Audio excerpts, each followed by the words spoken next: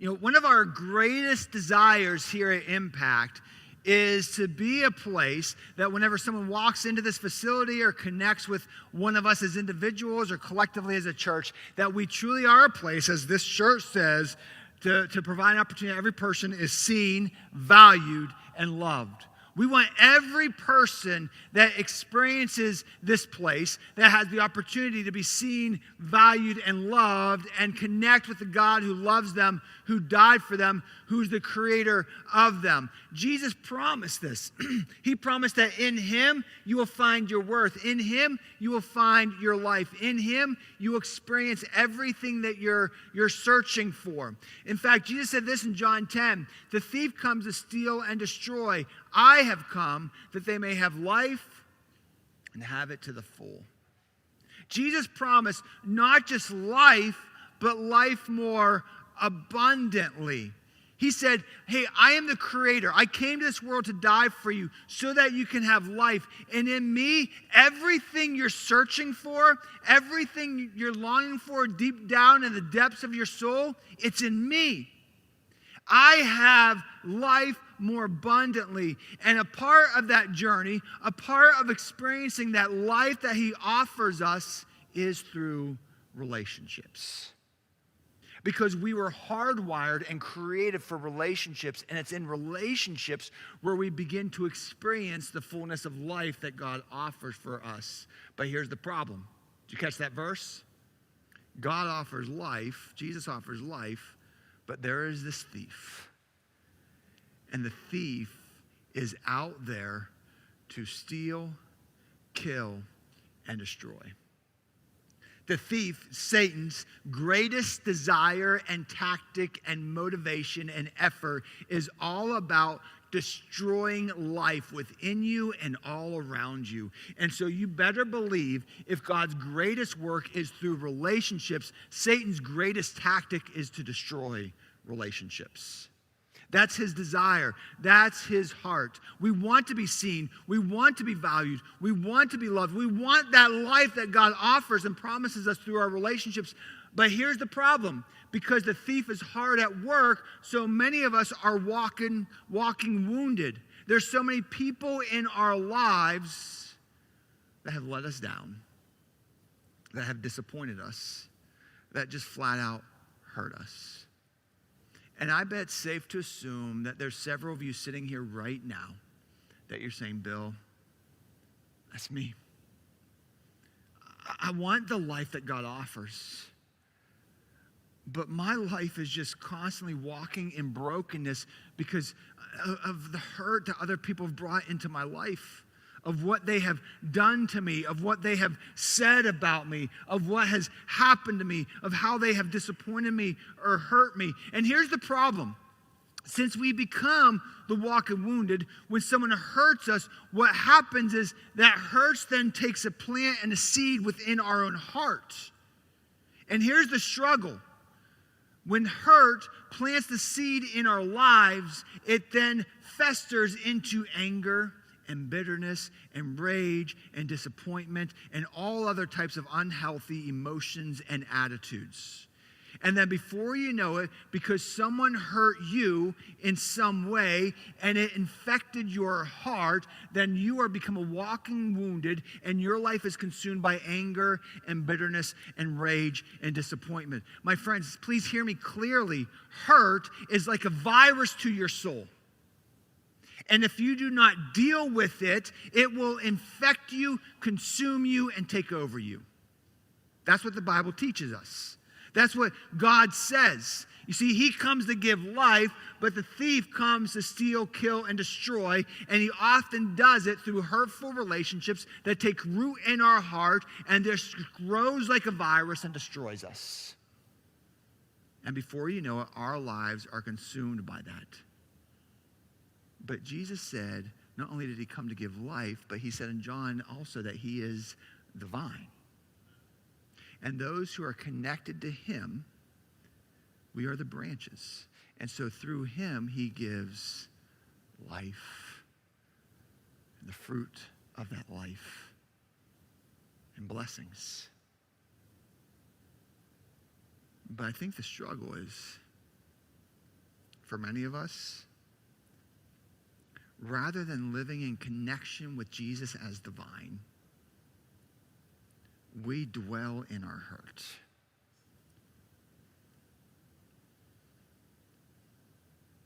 And then as we dwell in our hurt, the hurt just takes more and more control of our heart. And the weeds just grow and grow and grow. And then our lives are consumed with bitterness and anger and disappointment and bad attitudes and everything else. And at some point, we need to take control of that. We need to win our heart back by being in connection with Jesus. We want the situations to change. We don't want the hurt. We want to get rid of it. Many of us, we go to bed at night with so much hurt in our life, and we just pray, God, please take this away from me. Just help me to wake up tomorrow and life be great. That relationship be restored, my heart to be healthy, everything to be right. But it just doesn't happen. You know why? Because situations rarely change. They don't just change like that. What the Bible teaches us is that we need to take the initiative to be the change agents. That we need to take those steps. We have to ignite the change that starts in our heart, and it begins with forgiveness. You see, here's what the Bible teaches us. When we are wronged, and every one of us at some point in our lives and multiple times in our lives will be wronged by somebody else. And so when you are wronged, the Bible teaches us that we are called to forgive. But what happens is we tend to live in our excuses that I can't do this. I can't forgive. Don't you know what they did?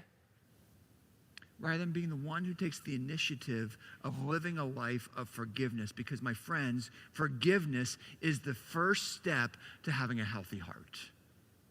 It is the first step. You cannot achieve a healthy heart if you're unwilling to live a life of forgiveness. It's just impossible. And that's what the Bible teaches us. Because what happens is if unforgiveness rules your heart and controls your heart and consumes your heart, then your emotional health and experiencing Christ's love for you and his abundant life and everything that he has for you will become very hard to achieve. You just can't get there when hurt and pain and that virus of that infects you and controls you and consumes you. And that's why the Apostle Paul wrote in Colossians 3, bear with each other and forgive one another. If any of you has a grievance against someone, forgive as the Lord forgave you. Did you catch that? There's no, well, what about, no. If anybody has wronged you, you're called to forgive them as the Lord forgave you. Well, I'm just going to wait until they start to make some changes in their lives. I'm waiting for them to actually apologize. No. You're not getting it.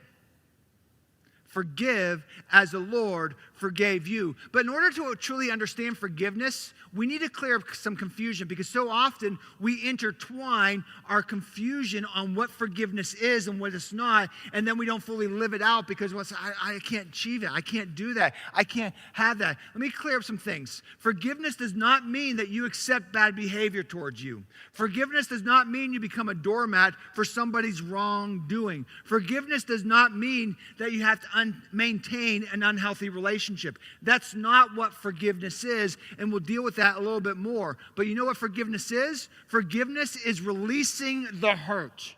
It's like releasing the virus that's taking a hold of your heart. Because when they hurt you, it latches onto your heart, and then sin takes seed.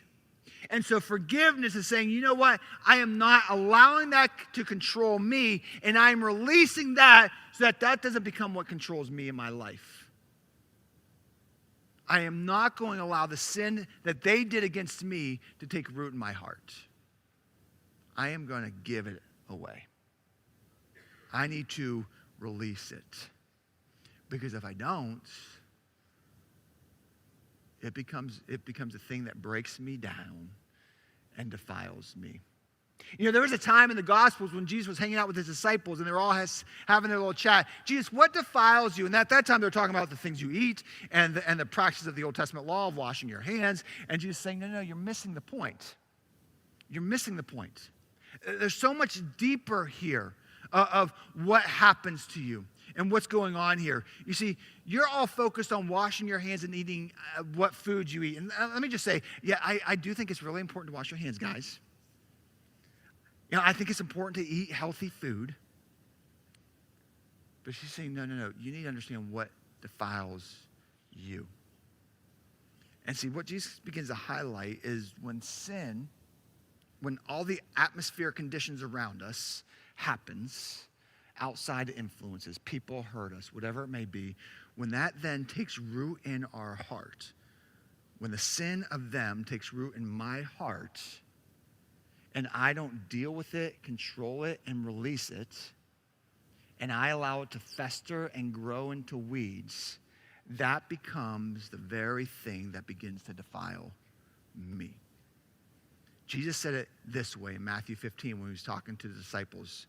Don't you see that whatever enters the mouth goes into the stomach and then out of the body?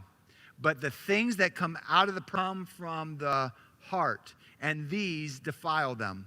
For out of the heart come evil thoughts, murder, adultery, sexual immorality, theft, false testimony, slander. These are what defile a person, but eating with unwashed hands does not defile them. What Jesus is saying here is there's a bigger issue here. The outside conditions are affecting your heart, and you're not dealing with it. You're not protecting your heart. You're not fighting for your heart by being connected to the vine. And in so doing, those very things infest your heart, and they become the very things that can come out of your life, in your attitude, in your behavior, in your words, in your actions, in your choices, and that's what defiles you. That's what Jesus is saying. That's why over and over and over and over again, Jesus says, I judge you based on your heart, because your heart leads to your actions. Your heart leads to your behaviors. Your heart leads to your attitudes. Everything starts here and everything comes into here. That's why, my friends, we must fight for a healthy heart. What environment are you dwelling in? Are you dwelling in Jesus as the vine, or are you dwelling in the environment of your hurt? And you're sitting in that. Because if you're just sitting in that, it's going to defeat you. It's going to destroy you. And if we don't deal with it, those weeds will grow, and it will become an unhealthy life. And then before you know it, it's no longer what the sin has caught, what they've done to you. It's now the sin you're doing. And it just continues that cycle. But hear me out, my friends. Hear me clearly.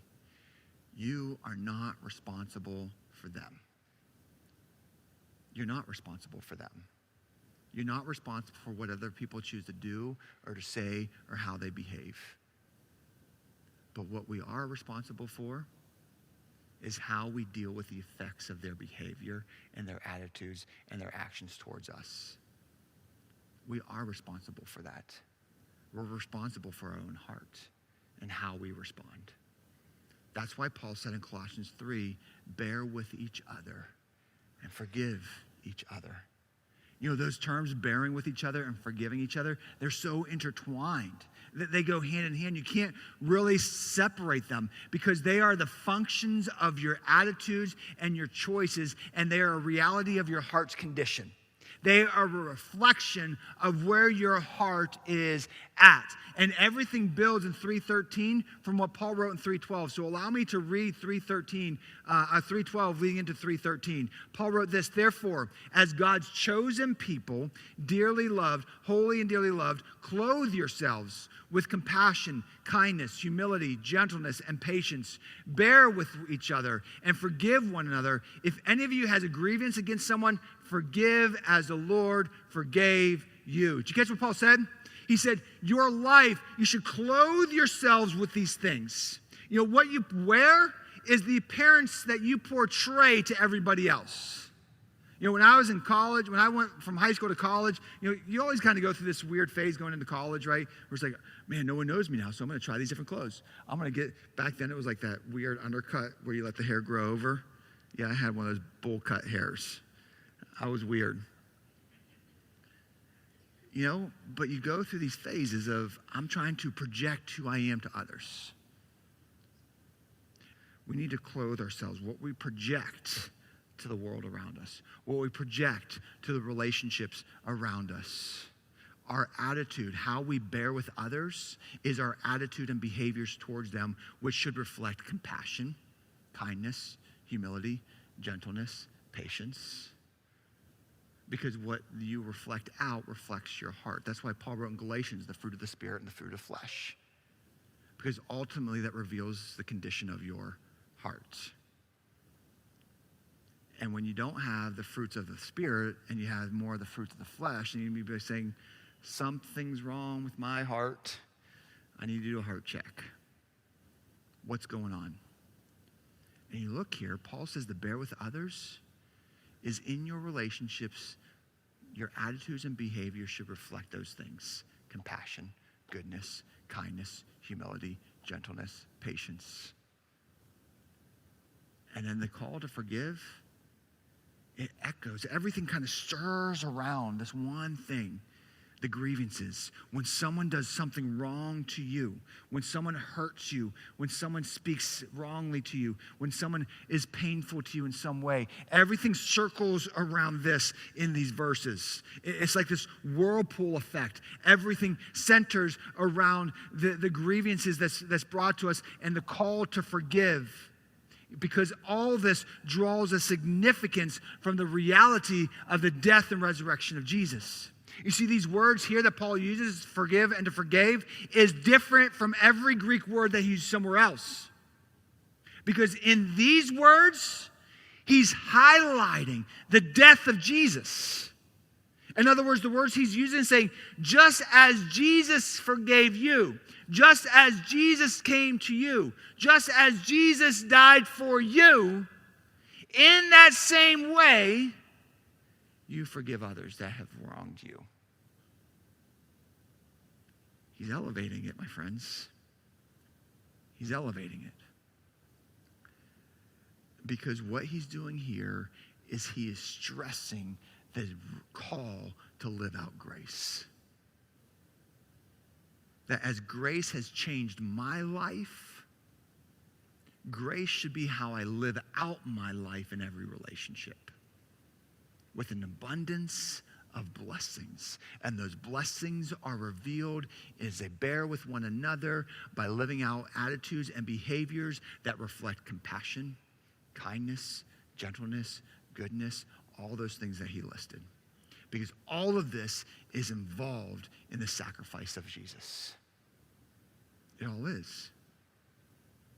And when we look at these terms and how Paul wrote out these words and these grievances, he's saying, listen, you as the aggrieved person, you as the person who is wronged, your role is that you take the initiative to forgive. Stop using the excuses of, I'll wait till they come and make an apology. I'm going to wait for them to make the right step. I'm going to wait for them to treat me better. I'm going to wait for them to change their attitude. I'm going to wait for them to do whatever. And Paul's using these words here to say, stop with the excuses. As a follower of Christ who is supposed to reflect Christ, you are the one who's supposed to take the initiative in forgiving others. Stop sitting around and waiting for somebody else to do it. You do it. And you live out this life of grace, of compassion, of gentleness, of self-control. That's what Jesus did. You see, in Romans chapter 5, Paul wrote this, that while we were still sinners, Christ died for us. That's how he demonstrated his love, Paul wrote. No, in other words, while we were still running from him, while we were still wronging him, because in case you didn't catch this, guys, we are the wrongdoers, and we wronged God by our own choices. God could have said the same thing, you know what? I'm done with them. I don't want anything to do with them. I'll wait for them to take the step. I mean, if they really want this relationship, I'll wait for them to come to me and make it right. I'll wait for them to say they're sorry. But God did not do that. While he was the one who was wronged by us, the Bible says that he chased us. And he went to the extreme to sacrificing for us. Because he wanted the greater good. And so what Paul is saying in Colossians is, forgive as the Lord forgave you. In other words, we must be the ones who initiate the lifestyle of forgiveness. We must be the ones who always takes the first step. We're not sitting around waiting for someone else to do it.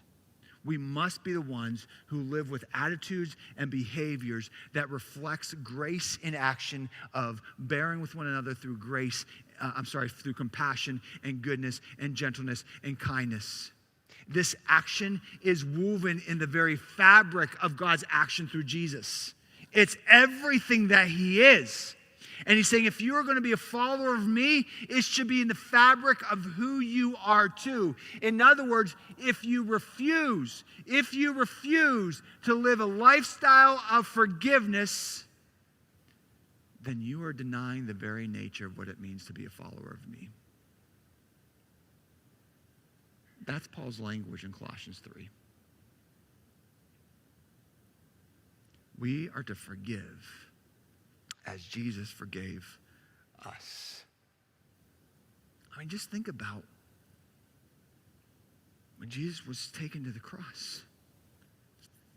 There's 24 plus hours beforehand. I mean, he was with his closest friends, his closest companions.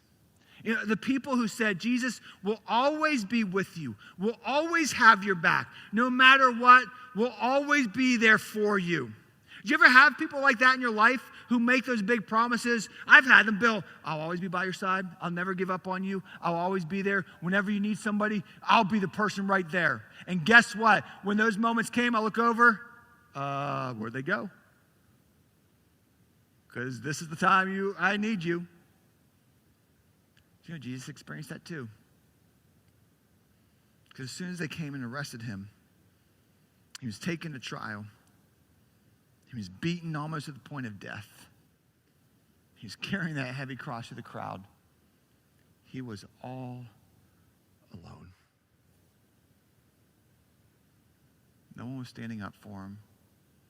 No one was fighting for him. Those who said, I'm with you, ran for the hills to hide. And he carried that cross. He carried that cross through the crowd. And if you've ever been to Jerusalem and you've walked the way of the cross that he would have walked, you quickly see how tight those streets were. And you just get overwhelmed by the crowd of the people and how crunched you would be. And so not only is he carrying this heavy cross, he's fighting through the crowd who's not giving him any way. No one's moving out of his way. No one's saying, hey, let me help you out. And that cross he's carrying, that heavy cross, is the weight of all your sin and my sin.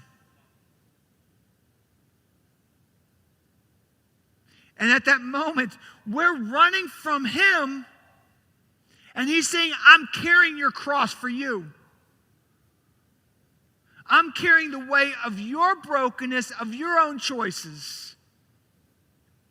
This is for you, and you don't even get it because you're still running away from me.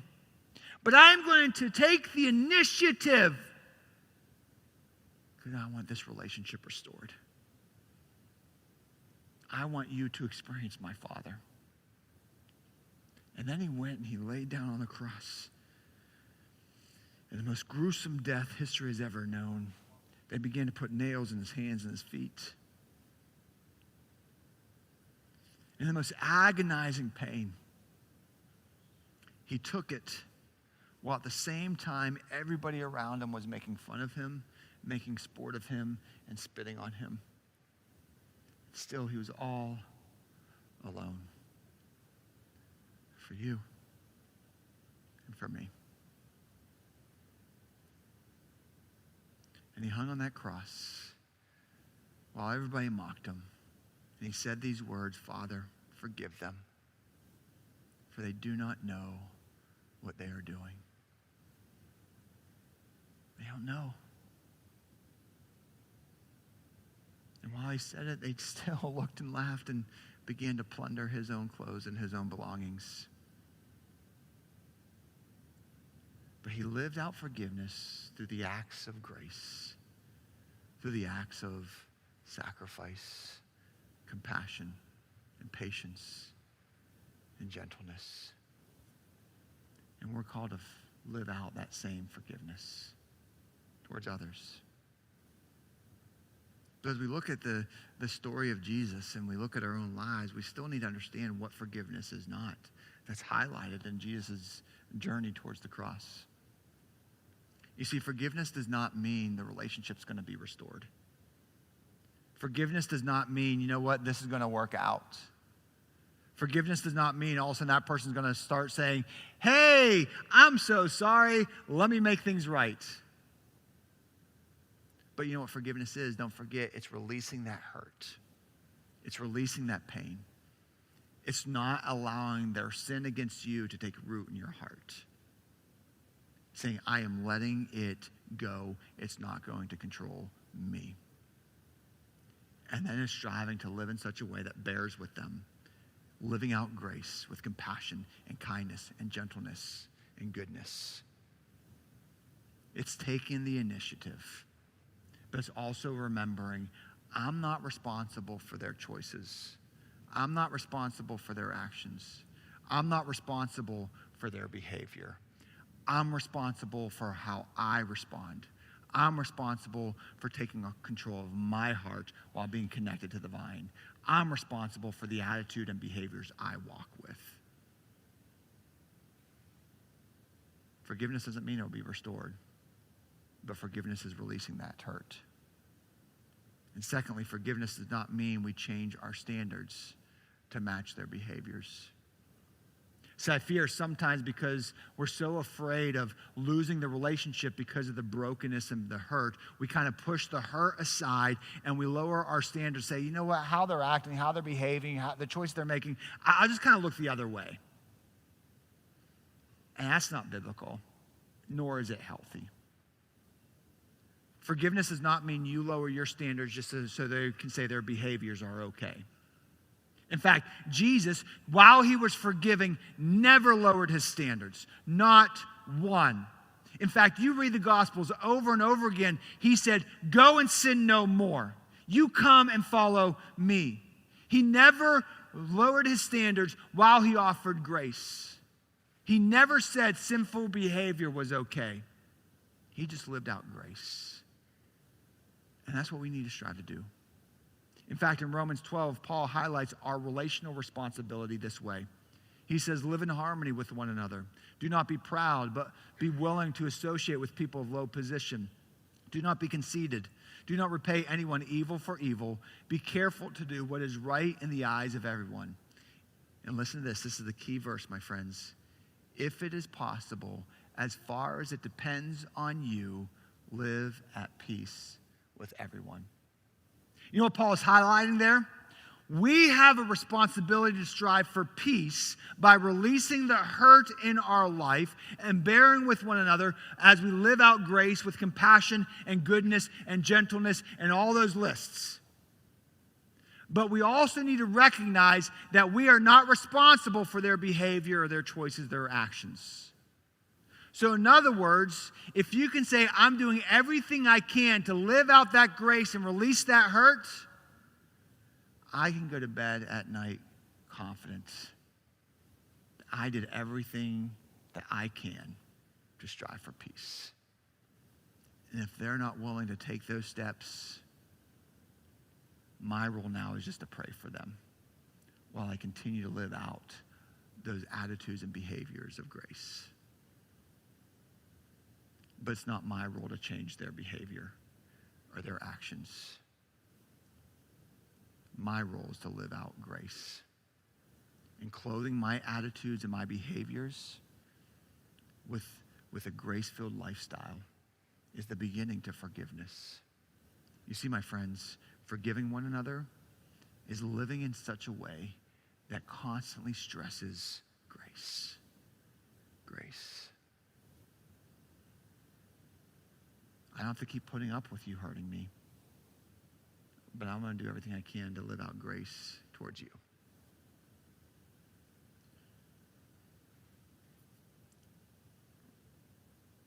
What's your story? Are you one of the walking wounded right now? Has someone hurt you?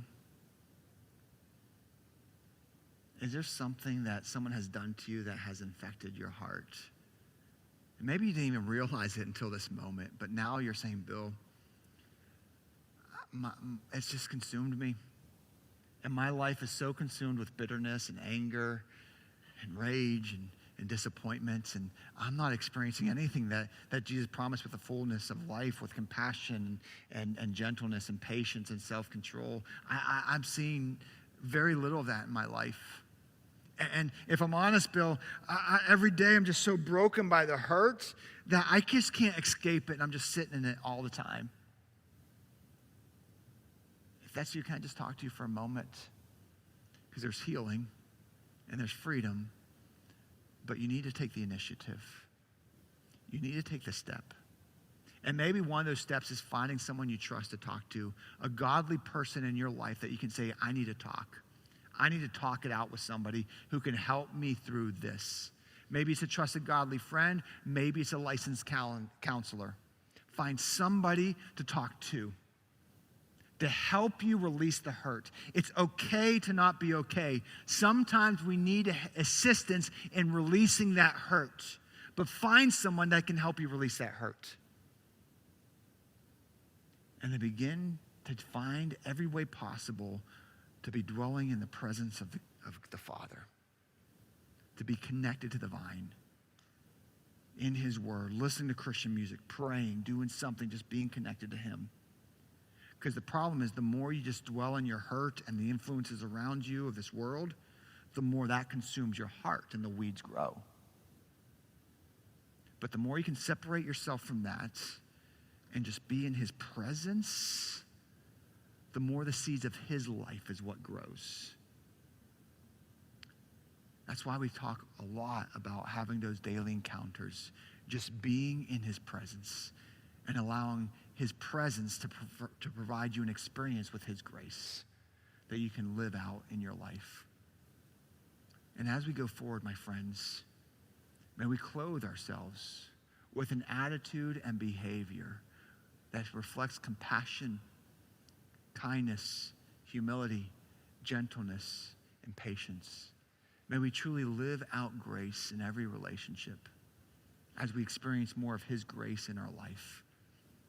And in so doing, may we experience the fullness of life that Jesus offers.